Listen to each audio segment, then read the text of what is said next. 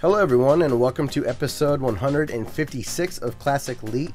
My name is Scott. I've got Dustin with me tonight. What's going on, man? Everybody, go out, get some canned air, and blow out the inside of your desktop. Yes, absolutely. Have you been getting stoned at work, breathing in all that compressed air? Thankfully, no. But I went through, I spent a majority of my day going through an entire school, one of three that I have to do, and I actually blew out all the desktops and the projectors with a leaf blower. Yeah. It's like a little mini electrical leaf blower. That's not going to build up any static electricity or anything.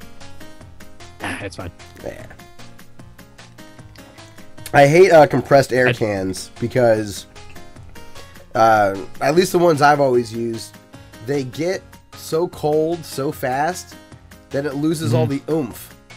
So the first time that you fire it, it's like, oh man, I'm going to be able to clean out my whole PC. This is going to be sweet. And like 10 seconds into it, the thing like grinds to a crawl. Yeah. So the leaf blower, that's not compressed air is a bummer. Yeah. It's. I just needed a leaf blower and an extension cord. That's the way to do it, man. We have an air compressor at work. Maybe I should just bring that home sometime. Use that bad boy. Oh, then yeah, absolutely. Then avoid the weird looks you get from people when you're trying to buy compressed air at the supermarket. At least I get ID'd for it. Huh. Yeah. And some crazy. cough medicines too, they'll ID you. Man. People tripping out over stuff you buy at Walmart. Yeah. The compressed air, they add a bitterant to it now, so you can't huff it like you could used to. Really? I mean, unless you just want to put up with the horrible, horrible taste that comes with it. I guess, yeah, warning to all of our huffers that listen to this show. Yeah. Don't do that anymore. Because I was, I was just screwing around. I was at my folks' house way back when they had dogs, and I was spraying canned air at them, being stupid. And both my sister and myself, like, just sitting there spraying it at the dogs, nowhere near my face, I could taste the bitterant in it. And it was horrible. Really? Yeah. Ugh. It was like that for like 6 hours. It was horrible. And we've got Mike T in the chat with us, and he's saying that there's lots of compressed air huffing in Ohio. Must be. That's why I'm getting the funny looks. So, yeah, we are a video game podcast. We're talking about games tonight. And I had a pretty eventful weekend, but I won't get into that too much. I went to a wedding, had some friends in from out of town. But I did get to do some gaming, which was a lot of fun, and I'll get to that in my segment at the end of the show. But Dustin, how was your week, man, outside of leaf-blowing computers?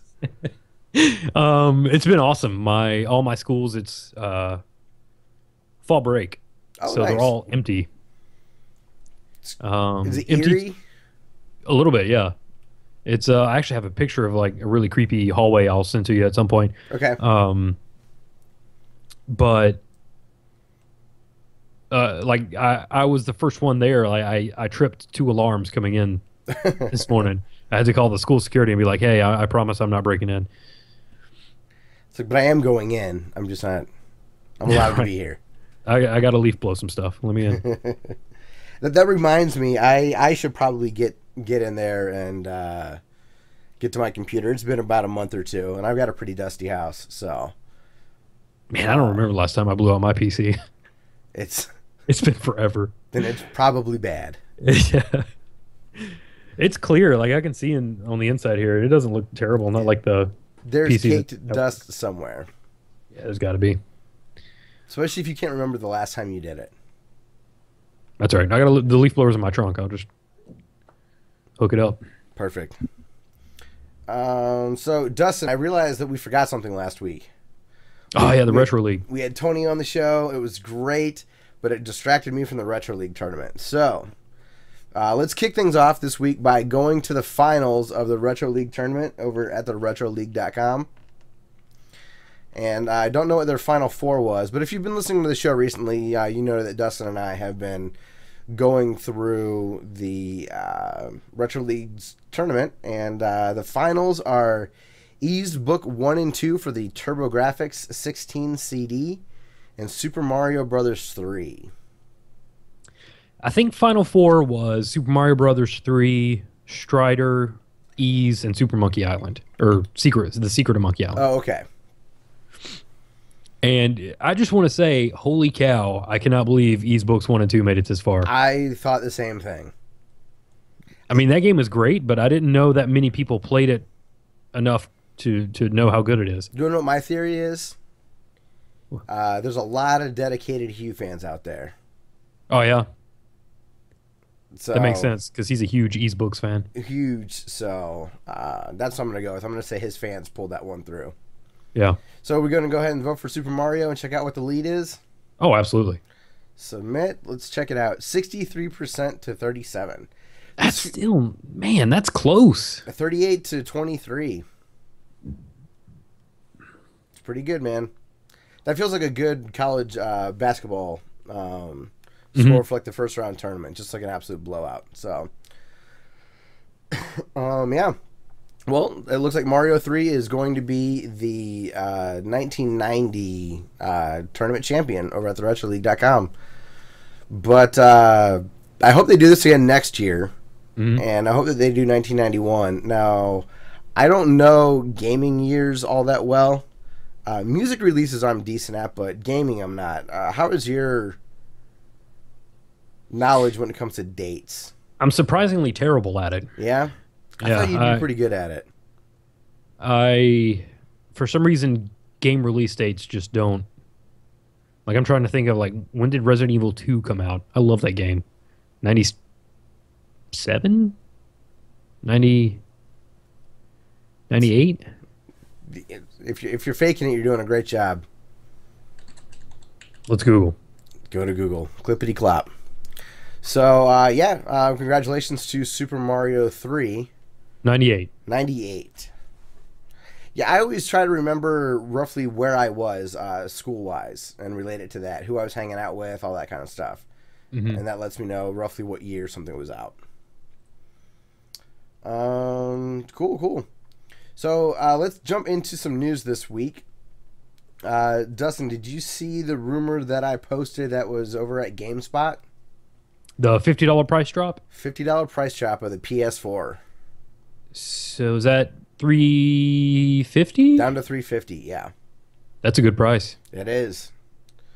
So this is GameSpot. This is a report. This is not officially confirmed, I don't think. But that's cool. Yeah. And then also, I forgot to read this article, but I saw that I grabbed it because of the headline. So it sounds like Deadmau5,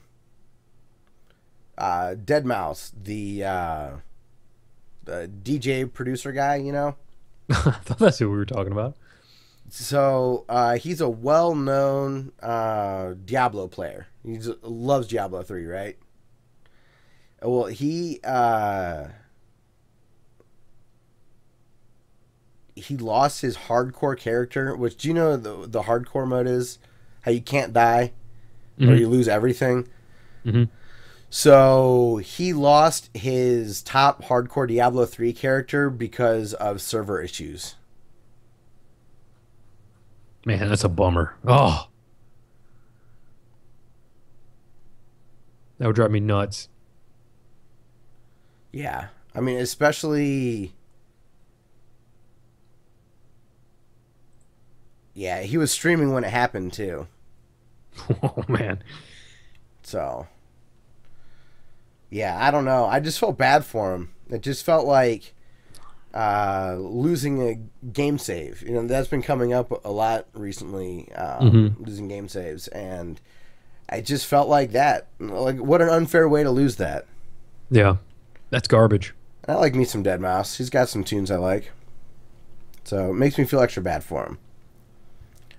I mean, if it was like the dude from Green Day, what's his name, Billy Joe or whatever, I wouldn't feel so bad for him. You'd be like, in good news. In good news, the dude from Billy Green Joe Day, Armstrong. Yeah, lost his Diablo III hardcore character. It just sucks. You know, like, well, to a server disconnect. Ugh. Yeah, while you're playing a single player game. Yeah. Yeah, always connected. But that's the problem with an always connected game. Yeah. Single player campaigns that are always connected are really frustrating. I can understand wanting to have access that you can patch the game and whatnot, but we all know it's just for DRM. Yeah. And then next in the news, this is not such good news. The Oculus Rift is going to cost around $350 or more. So how much would a PC cost that could actually run it? How much will a PC cost that can run it? Yeah. Well, I think that they're saying you need a minimum of a GTX 970 right now. But they recommend a GTX 980. And I think a 980 is like a $600 graphics card. Maybe $700 for the TI version. Something like that. And then you're going to want a relatively new generation of CPU. So I think my Ivy Bridge would probably work. I've got an i7 3770K. I think that would work. But right now, the i7s are at like 6700K or something like that. So my CPU is 3 generations old, and I think it might struggle with it. But that's a high barrier to entry. Yeah, it is. But you got to start somewhere, right? Yeah. I guess that's where it's cool to be in the industry because, like, Patrick Lepic, he's just going to get the equipment, you know? Yeah. Or Giant Bomb. Or the guys that tested. Like, they're just going to have that. Yeah. And, you know, good for them. At least someone's going to get to. And if they can get the word out there and they can get people excited about it, it'll just eventually bring the cost down. So the more the merrier is the way I'm looking at it. Yeah. And the sooner it's in their hands, the better. Still, just for the Oculus, that's a pretty reasonable cost. For something that's going to be potentially this revolutionary, I'd say so. Yeah, but it's just $400 on top of a $1,200 machine. You know, you're looking at close to $2,000 to have a setup that's going to be capable. Yeah, I think once that price barrier to entry, once the Oculus becomes kind of mainstream, or if it ever does, that barrier to entry is going to be much smaller. Yeah. So I honestly, on a business perspective, I don't think it's a big deal. It's just for people who are excited about it now, that's kind of a bummer because people like me that it's just like I can't pull the trigger now. You know, you heard me how many episodes ago saying how I really wanted to be an early adopter, and I thought I would just need a graphics card in this, but that's $1,000 that I don't really have. Yeah. So, oh well. It's just cool that it's that close. There's 4 of us in Classic Lead. If we all pitch in $500, we could build the PC and buy the Oculus. And then I'll hold on to it. It'll be all of ours, but I'll make sure that it's safe. And then the last bit of news is, I mean, there was some other stuff this week, but like we didn't touch on it, but that the Kickstarter way that Deus Ex did their pre-sale or pre-order. Oh, yeah. We didn't really talk about that, but they've kind of gone back on that. I thought that was kind of interesting. So maybe we can touch on that here in a second. But the PlayStation Plus games are out, right? Yes. Broken Age and Super Meat Boy are kind of the headliners. Mm-hmm. So I'm excited. Super Meat Boy is one of my favorite games. It is one of my fondest memories of this podcast. Getting to interview Team Meat, I just thought it was amazing. I listened to the soundtrack over and over again. That's how you broke into Hollywood. That's how I broke into Hollywood. And so I go to fire up Super Meat Boy on the Vita. And I'm like, oh, this is interesting. The music's different. So I go into the settings to see, like, I'm like, oh, they must have remixed the music, right? Mm. Like, that's kind of cool. Like, but I'll just go to the menus and just turn it off. And I just want to listen to the original music. Well, that's not an option, Dustin. According to Wikipedia, Danny Baranowski, who was the composer of the music for Super Meat Boy, it says that Baranowski's music was not used in the PlayStation 4 and PlayStation Vita versions, and he no longer has a working relationship with Team Meat, and they could not agree on licensing terms. Instead, those versions of the game feature a soundtrack composed by Ridiculon, who's Matt Bosey and John Evans, David Scatliff, and Laura Shigihara. Scattle I like a lot. I follow him on SoundCloud. He's done stuff for like Hotline Miami and all that kind of stuff. Cool. But it really, really bummed me out, man. Like, I want to tell people to go play Super Meat Boy, and it's just not going to be the experience that I had. Yeah. Maybe because the music was so ingrained in that experience, and I listened to it a whole bunch, and it was right when we were starting the podcast, so I was like really into it. You know, maybe I can't see through my rose-tinted glasses, but I just don't think this new music is nearly as good as the original. Yeah. Go ahead. I was just gonna say, I just can't believe that there was a I've never seen a game that was this new have licensing issues, like on the indie side of things. On a AAA perspective, yeah, but not like this. So, what were you gonna say? It reminds me of when I bought Rock and Roll Racing on the PC for some like super deal, and I booted it up and I was playing it, and it's like this same looping track across all the menus and during the race, and I was like, what the hell is this? And I realized, of course, it's not going to have that licensed music in it. Yeah, and it's I don't want to just play that stupid racing game. I want the Rock and Roll Racing experience. Yeah, absolutely. So, yeah, I don't know. That sucked. Yeah. So I'm probably not going to play a bunch of Meat Boy on the Vita, but it plays really, really well. So if you've never played Super Meat Boy before and you're a PlayStation Plus member, I mean, definitely go get it and play it. But if you have an opportunity to play it somewhere else, then play the original version if you can. So to go back to the Square Enix pre-order fiasco that they had to go through, basically they set tiers for pre-orders. So if they got a certain amount of pre-orders, it would unlock different tiers of bonus items. Mm-hmm. So the more pre-orders overall they got, the more stuff everyone got. So this rubbed a lot of people the wrong way, and I feel rightfully so. This is kind of a dirty thing, but we won't get into it. But they have basically come back on it completely. They're like, okay, if you pre-order the game, you're going to get the top tier of everything that we promised. We heard your feedback, and you guys didn't like this, so sorry about that. But if you want these other pre-order bonuses, you'll have to get it at GameStop. Or these, you have to get it at Walmart. This, you have to get it at Target. Yeah, I was listening to the Beastcast, and they were talking about not caring about exclusive stuff like that. Mm-hmm. But Vinny said during was it Mass Effect 2, there were different pre-order things, and it really bummed him out because he didn't want to buy the game multiple times to get all the DLC. Yeah. So Mike T in the chat.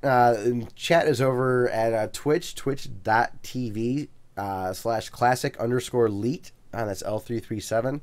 He says Square's the worst for doing stupid stuff. Dumb DLC and dumb pre-order stuff. Games are okay, though. You know, I haven't really played a Deus Ex game. I tried Human Revolution, and I didn't get 20 minutes into it. That one was rough starting out. It was just... I remember it being tough. Mm-hmm. Which was not what I was in the mood for at the moment. So, oh, you gotta be kidding me. Well, that's a wonderful Windows 10 chime in the recording. Thanks a lot, Windows. I will... How likely am I to recommend Windows 10 to colleagues? 1 right now. You interrupted my show. Interrupted my show. Submit that feedback. You're welcome. So, yeah, I mean, that pretty much... Right now, Bill Gates is like, no. Yeah. 1-star feedback. And then, and Mike also says that he meant that Tomb Raider is good. Yeah, that game is great. Good. Yeah, I really want to play it. I'll be looking forward to it coming out on the PC in a year. That will be sweet. It was a great game, the first one. Mm-hmm. Or the first relaunch of it. And now I'm all messed up with how to say the character's name. I know it's not Laura. I know that's wrong.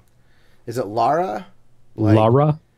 Like Tara, but just with an L, Lara? No, that's That'd not be right. Lara. Tara, Lara. Tara, Laura. Laura. Lara. Lara. That's Lara. Lara. Okay. I got lost there for a second. I'm like, oh crap, I really can't remember what it is. I know we have that Tomb Raider review on our channel. Oh, that's all people comment on. And it's like 10 comments a month. Yeah. It's Lara, not Laura. It makes me want to do a playthrough of a Tomb Raider game just so I can say Laura as many times as possible. Right. Who did that video? Was that you or Tony? I think that was a collaboration between Tony and Josh. Oh, okay. I think. I haven't watched it in a while. Clearly, because I don't remember who's in it. But I think that's pretty funny. So yeah, man, that does it for news. Unless you had anything else that you wanted to add. Nope, that'll do it. Cool. So, what have you been playing, man?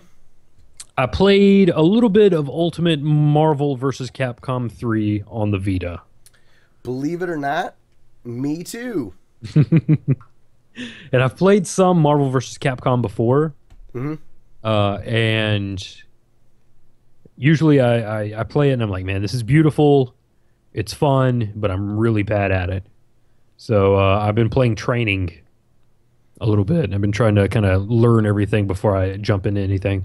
If you go into just because I want to see what happens when I beat the arcade mode, there is a simple they call it a simple control scheme versus normal. Okay. And it basically does all these sweet moves just with button mashing. That sounds excellent. It's pretty cool. Use the bumpers to bring in different characters. So yeah, go to offline mode and then arcade, and then you'll be good to go. All right. Sweet. But it runs great on the Vita. Mm-hmm. So we'll have to see if there's any way where we could play online. It'd be laggy as hell. Yeah. But it'd be fun to at least see if we could have a match. You know what I mean? Yeah. But I didn't get very deep into it. But it's awesome. I liked all the different Capcom characters I could play as. And I wish that there were. I think that all the characters come unlocked. Am I crazy in thinking that? I don't know. I know there's a bunch that you can choose from right now. Like right out of the gate, there was so many. It was hard to decide who to pick from. Yeah. I almost wish that there was a few less characters. Yeah. Because I'll never be able to learn all of them. But I've been really digging Wolverine a lot. He's been kind of my go-to. And Magneto was really sweet. Magneto has this ability to kind of grab you with a ball of energy. Mm-hmm. And it kind of paralyzes the enemy for a second. You can go up and kick him or whatever. Sweet. Yeah, Yeah, that one. Those have been the two characters that I've played the most that I've really liked. Who have you been playing with? I've been using Arthur, Wolverine, and sometimes I'll just pick a random. Like last time, I got Rocket Raccoon. Oh, nice. Yeah. I didn't realize he was in the game. Very cool. Did you like Guardians of the Galaxy? Yeah, that movie's great. Yeah, it was a good movie. Wonder what Mike T thinks of it. If he finished it or not. He has a rating scale of movies. He gives them a 0 or a 1. That's great. He's like, well, I finished it. I guess it gets a 1. Hey, speaking of getting a 1, I was watching Halloween on Blu-ray right before I got on, and that transfer, man, it is awesome. Really? Yes, it looks great. Ooh, I might have to pick that up. I'm a sucker for a good Blu-ray transfer. Oh my goodness, it looked like a modern movie. It looked amazing. That's how Jaws is. Yeah, Jaws, they went frame by frame and touched it up. Oh my goodness. And they had previews for Dawn of the Dead and Day of the Dead on there, and they looked amazing. Nice. Dawn of the Dead especially. Holy cow. He gave Guardians 1 out of 1. Yeah, so there you go. He finished it. He's even gotten through some shitty movies, and he's like, I finished it. It gets a 1. But yeah, after Ultimate, or also I've been playing Destiny. I saw that on YouTube. Yeah. Actually, the first 2 games I played were free. Mike T bought me Marvel vs. Capcom, and Tony bought me Destiny. So we got some high rollers, some awesome friends. Yeah. Tony, I was talking to Tony today, and he said that he found it for like a great deal and just sent it to you. That's awesome. That's awesome. But yeah, I took the opportunity to stream to YouTube, and and other than the audio quality, if I can find a way to tinker with that, it's actually kind of all right. I thought it looked really good. Yeah, your commentary was just quiet. Yeah. I'm sure there's settings for that somewhere buried in a menu that I've never been in, but yeah.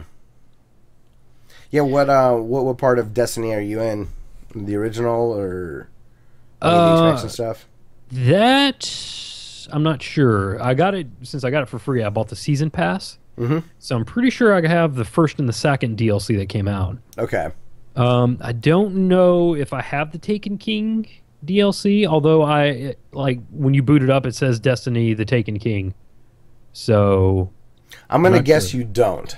Yeah, I don't think I do, because I'm pretty sure that's going to cost me like another $34. Yeah, I think that's like $40 or so. But holy cow, the first update, 17.6 gigs. Holy crap. Yeah. I was like, what in the crap, man? And then when I started, it updated again. Naturally. Yeah. It had to get me to the 2.0 release, which I was happy for, because that's going to make leveling up a lot easier. Mm-hmm. But other than that, I've played like 30, 45 minutes at the beginning. Okay. So not really much to talk about, other than I don't like the border around the PlayStation 4 streaming. It kind of drives me nuts. When you're actually playing it? Yeah. I probably wouldn't mind it if people actually like got on and commented and stuff. Mm-hmm. But as of right now, it kind of bugs me.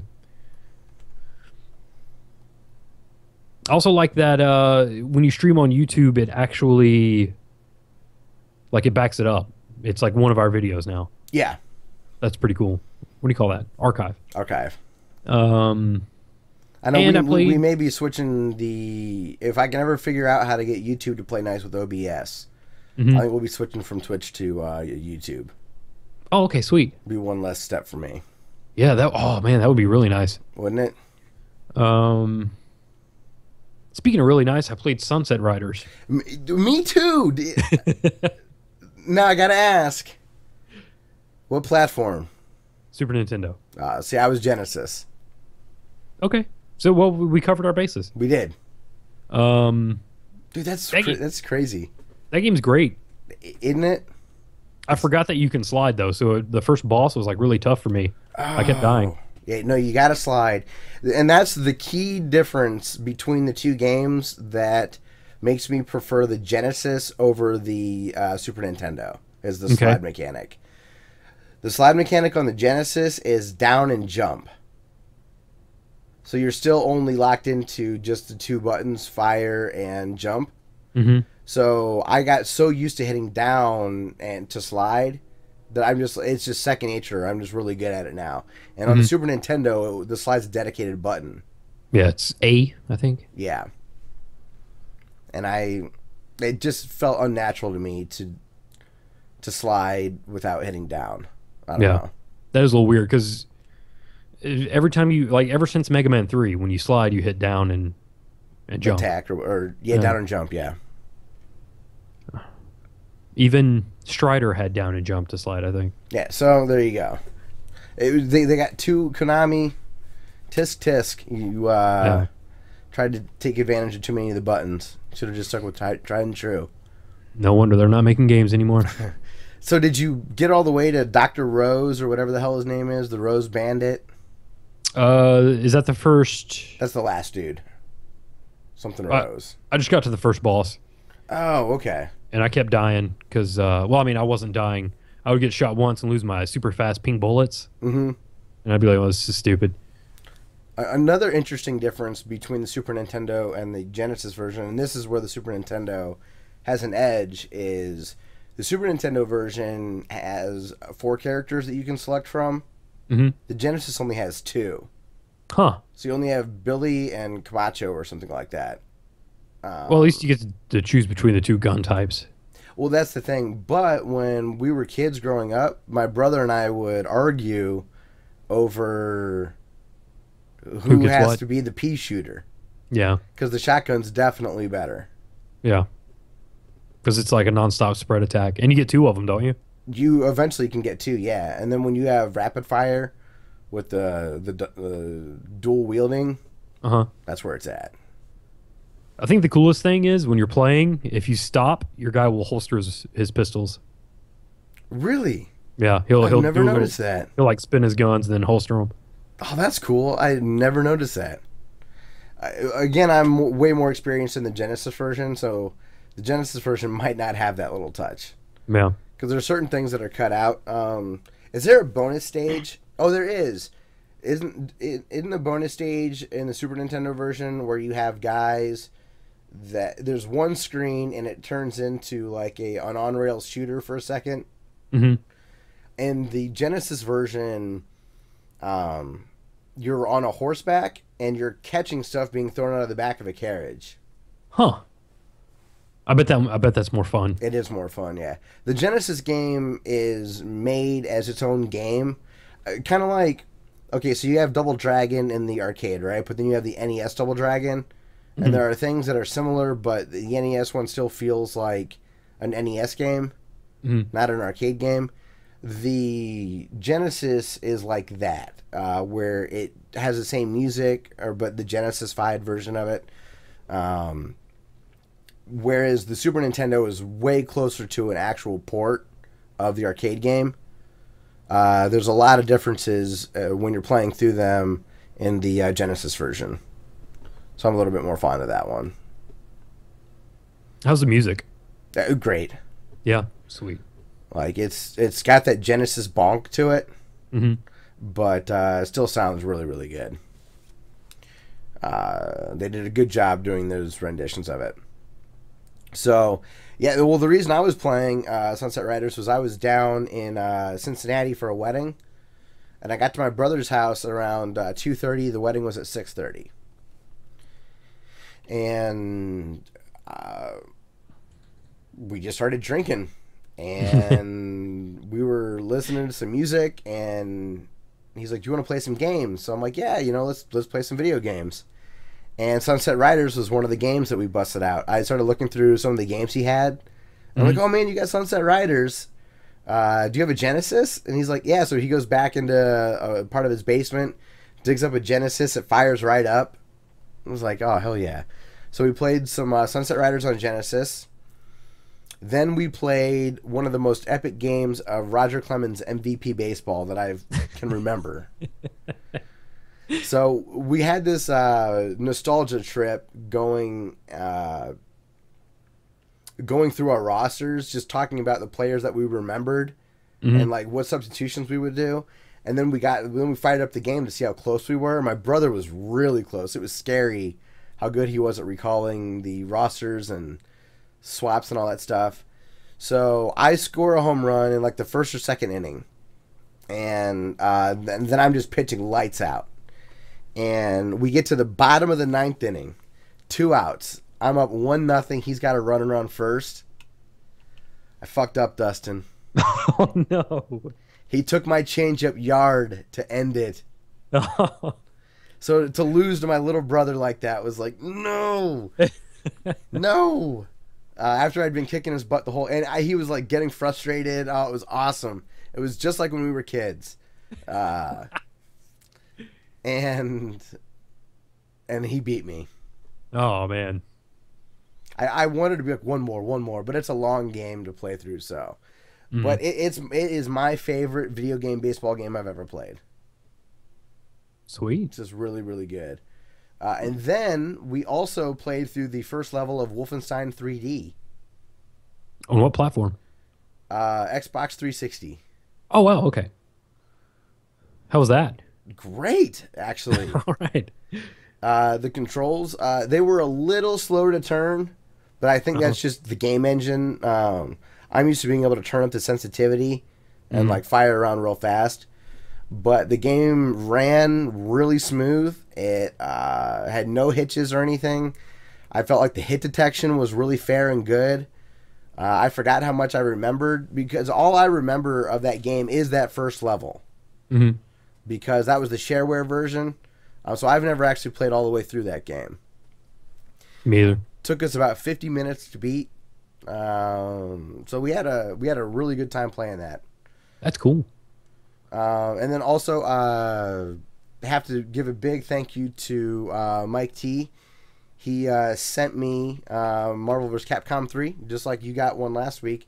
So Dustin, get this. He sent that the same day to me that he did to you. It took a week later for me to get it. Isn't that crap? It just sat in Albuquerque for like a week, just sitting there doing nothing. They should have taken a left turn. That's so Mike emails me that, right? And he drops the Bugs Bunny line. And I just responded back, "You watch too many cartoons." This is Mike T from the Cartoon Retrocast, everyone. But he's like, "You better get that reference." I'm like, "Yeah, I remember." Or at least Bugs Bunny always said it, unless Bugs Bunny got it from something. I always remember it as the Bugs Bunny thing. Yeah. Oh, I haven't played it yet, but I did something pretty cool. Or I got to do something pretty cool that I haven't done in a million years. Okay. I was at a place called McKay's Used Books. Okay. And it's like kind of a used everything store. It has like vinyl, CDs. Did you shoplift? I did not. I did not shoplift. It has movies and video games. So I went up there and they had a complete copy of Cool Spot on the Sega Genesis. I love that game. $7. What a good deal. Yeah, so I picked that up. I haven't played it yet, but I'm going to. But the cool thing was, right over there. I got to sit in the car and read the manual on the way home. Oh my, that is a trip down memory lane. Yeah. Was it black and white or did it have color? The manual is in color. The screenshots are black and white. Okay. And they are clearly like people took a picture of a tube TV. Really? Yeah. I don't know if I have the manual. When I'm too tied up in chords right now. But when we're done recording, I'll go look at my copy and see if I can get a manual in there. I want to see what you're talking about. They had Aladdin. Complete. Another good game. I think I've got that. I do have that case too. Oh, I love the Genesis. There's some good games on it. Yep. Yeah, reading a manual. That's pretty sweet. And then, so I go from thanking Mike T to being frustrated with him. Dustin, I've got a PS4 on the way. Oh, yeah. That's awesome. It's the Destiny bundle. All right. So it comes with Destiny. Base game, I'm assuming. I'm assuming no DLC and no Taken King or anything like that. But it's the newest model. So it's supposedly a little quieter. Cool. Over time, which is a good thing. $314 after tax. Not bad at all. Not bad at all. So now, naturally, Mike's having it shipped to me, and he found it, bought it, and then called me and was like, "So I can cancel this." But you don't want me to, kind of a thing. So he talked me into getting a PS4. Awesome. So it should be here in a week or so. It should have had 2-day shipping, and for some reason, because whenever Mike tries to send me anything, it gets all screwed up. It's in Albuquerque, isn't it? It's in Albuquerque. He should have wrote "take a left" in my address. So yeah, man, I've got a PS4 on the way, and I got a great deal. It's good. It's factory sealed, brand new. For I think it was $314.40. And if it's Destiny, then it's probably going to look fancy. It's probably going to be white. It is. It's white, which is neat. It'll look cool in my entertainment center because everything's black. All right. Except for this one little white. It'll look like a giant tooth, or like Dennis the Menace. You remember the movie in the '90s with Walter Matthau? Mm-hmm. Remember when he puts chiclets in his mouth? Yep. That's what my entertainment center is going to look like. So yeah, I'm frustrated with Mike. He's going to cause me to go into bankruptcy, but he just talked me into a Vita, which I've really enjoyed, and yeah, I'll be playing PS4 here soon. I really just don't have much interest in Destiny at all. Right. So if it's not a download code and it's a physical copy, I might just go try to get some cash for that. I don't blame you. Welcome to the current generation, despite the fact that you have a PC that probably is more powerful than both the consoles that are out. Yes, thank you. Yeah, I'm playing Witcher 3 with more eye candy on than the console. Yeah. But yeah, but yeah, I'm welcome now. No, it's cool. It'll be fun. I'm glad it's a PlayStation. Just means in a year or so I'll probably get an Xbox One. Round out the I need to pick one of those up. They're down to like $350. Yeah.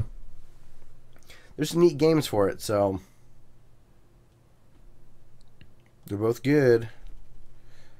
I love the PS4 controller, and I've already got one because remember my buddy gave me his kind of busted one. Mm-hmm. I haven't had any issues with it. And I've been playing some PC games with it, like Shovel Knight and stuff. Mm-hmm. I've fired up The Witcher. The Witcher, unfortunately, it's not supported natively, so the Xbox prompts still come up instead of the PS4 controller prompts. Mm-hmm. But still works pretty good. Sweet. I haven't had any issues, so I feel like I've got two controllers, which is cool. So that's been pretty much it for gaming for me this week. Do you want to get to comments and then call it a show? Sure. All right. So, do you want to take the first comment there from Zarek? Yeah, can I read the email first? We got an email? Oh, we got an email. Yes. All right. Long-time listener, first-time emailer, Sanbu. Subject line, Boom SOS, the most dangerous guy planet, episode 1. Some young men expressed their mischievous very way. SOS Boom brings laughter pleasure for everyone from young to old. From her birth to babies. From countryside to city. From fool to wise guy. Generally from @@. We are honored to bring laughter to all of you. You can see, and then the link. Dustin, can I tell you something? Yeah. I accepted their friend request on Facebook.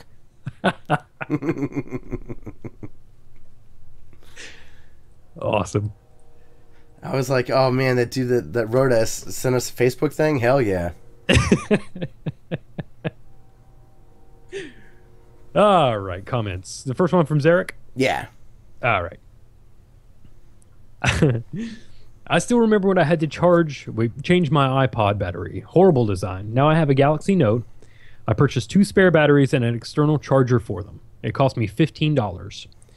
I can replace my battery in under 10 seconds if I take my time. I'm never looking back. I'll only buy phones that have this feature going forward. Well, they might not let you. They might not give you a choice. They're being jerks.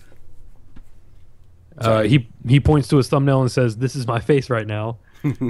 How have you not played The Last of Us yet? You need to get onto this, man. Don't play it on easy, by the way. The scarce resources really add to the game. There's just too much stuff laying around on easy. I can talk about The Last of Us for hours. Cool. Then he goes on to say, Scott, I made my first Super Mario Maker level. Crickets. I was hurt by that, guys. I don't know if you heard me, but I said, how was it? Oh, really? Yeah. I must not have. I don't know. I think Tony and I may have spoke over each other, or like you were talking when I said it. I don't know why you didn't hear it, but blame Skype. Yeah. He said, I thought it sounds pretty cool. I'm going to pick that up sometime for sure. I'm just a bit tight on cash right now.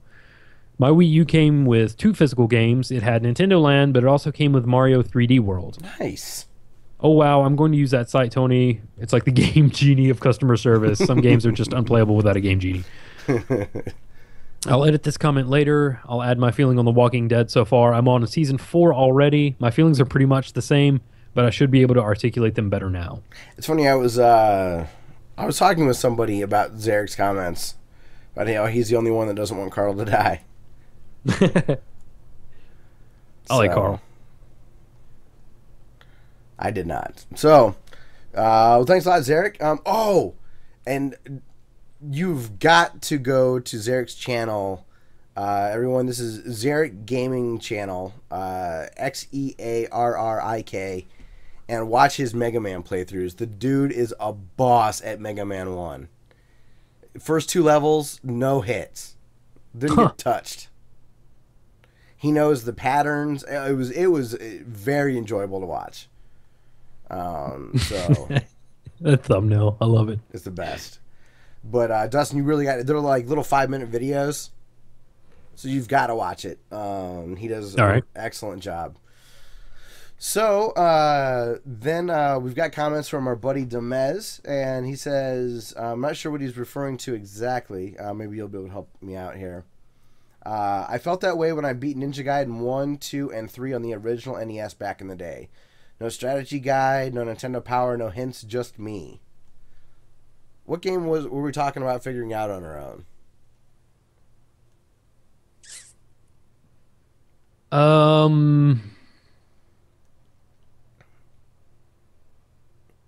I don't remember. Don't remember either. But that is the best feeling when you get through a game kind of on your own, no tips or tricks. Mm-hmm. It's awesome. I think that's why I'm really enjoying Super Mario Maker, because you can't just go to YouTube and look at a playthrough. Yeah. I mean, on some of the levels you can, but for the most part you can't. You just kind of got to learn it and get through it. And then he also says, I also beat on original NES without a guide or help Karnov, Wizards and Warriors, The Goonies 2, Mega Man 2, Dragon Warrior 1, 2, 3, and 4, Final Fantasy, and I swear to you, Goonies 2 is normally 100% unbeatable without a guide, except I randomly did figure out how to beat it. There are parts with no clues in the game about what to do. For example, one NPC, you must punch him 5 times to get an item from him, but no clue that you need to do this. I randomly did this back in the day and did everything to beat the game with no guide. That's nuts. That's crazy talk. Good for him, though. Also, way to be a boss and beat Ninja Gaiden 3. No shit. That game has finite continues. That's so crazy. You can't just like brute force your way through it. You actually got to learn it. That's crazy. Yeah, unlike like Castlevanias, those have infinite continues. You can just keep. Mm-hmm. And Ninja Gaiden 1 and 2. Oh, they do? Okay. Mm-hmm. I guess out of context, I should figure that out. And then he also says, if you get a chance to play Metal Warriors on a big CRT tube TV, do so. I fired up Metal Warriors on my SNES 36-inch Sony Trinitron CRT tube TV, and it was amazing that way. Much better than on LCD, definitely. Metal Warriors is one of those awesome games where you shit your pants when you finally get a hold of it on emulation and wondered where the fuck it was when you were young and it was new. Get a flash card for the SNES for the best results, because then you can do it on a CRTV and not go broke buying it. Yeah, sometimes you're kind of stuck with an NES flash card for that kind of stuff. We're not all like you, Dustin, and bought up all these rare games 10 years ago. I got in with the right time. Yeah. And you still, like, even back then when there was like a $25 game 10 years ago, you had the foresight to be like, yeah, I'm going to pick this up. And then also, we've got a comment from Jake Daly, and he says, I did watch the Super Mario Maker, I did watch that Mario Maker level that guy beat. That was ridiculous, and I hope not to run into it on the 100 Life Challenge. Seeing that guy cry at the end brought back memories when I beat Halo Combat Evolved on Legendary by myself. I didn't cry, but I felt very accomplished, and it's definitely my best achievement to date. Hopefully all is well with you guys. Can't wait for the next podcast. Have a good week, fellas. That's what we were talking about. Beating that level and feeling good about beating stuff. Oh, yeah. Okay. Now I remember. Why is it that I can't recall what we talked about in our last podcast, but I can recall a lot of what I listened to in podcasts, you know? Yeah. It's just weird. I'm the same way. So, all right, man. And then that should be it for this episode. If you are interested in getting a hold of us, leave a comment on our YouTube channel under any of the videos that you're listening to or watching. That's youtube.com/classicleet.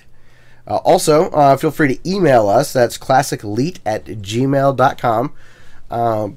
Next week, we should have some guests, some local game makers from Ohio, which would be pretty cool, Dustin.